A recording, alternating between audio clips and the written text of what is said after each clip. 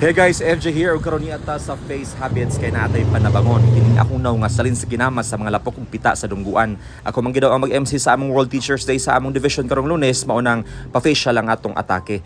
Mao din ilang lugar nga pagkanindot kaayo ug ang serbisyo nga akong gi-avail mao tong ilang gitawag nga deep facial cleansing with diamond peel. 850 pesos guys. Muna akong dagway sa wala pa magsugod ang krimen. Maayo kaayo mo abi-abi, maay kay mo tagad ang mga esthetician sa Face Habits. Mao nang gawas sa diamond peel, nag-avail na pug sa ilang whitening cream for 150 pesos. Kita mo ana, muna akong naong muna mga bato, muna mga hugaw sa akong naong nga ilahang nasarap.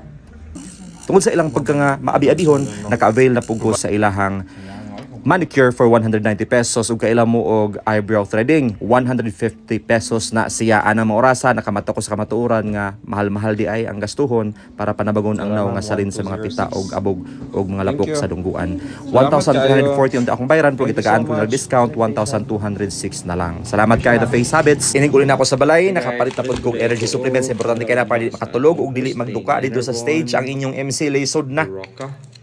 And on the day, busy kay ko. Proud ko sa akong self, pero not for my toots. Few minutes before the start of the program, nagpa-makeup ko balo 700 na siya guys. And ang akong barong, tag 4,000 na siya. Shout out tayo ko sa akong barong. Munang resulta. Kung pila akong nagasto, kamo na like kwinta. Ang importante, Happy World Teachers Day!